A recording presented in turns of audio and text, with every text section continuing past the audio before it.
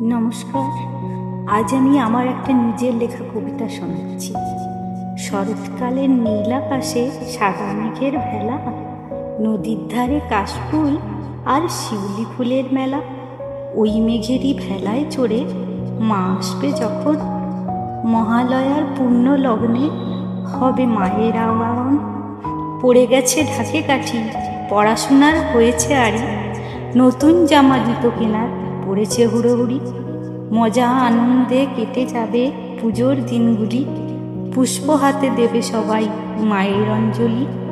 চাই না মাগো ধন বৈভব, অর্থের ঝলকানি, শান্তি আর নিয়োগ রেখো ওগো মা দুর্গতি নাশিনী। নমস্কার। আমার কবিতাটা যদি ভালো লেগে থাকে তাহলে একটা লাইক, শেয়ার এবং সাবস্ক্রাইব করে আমার পাশে থাকবেন। ধন্যবাদ।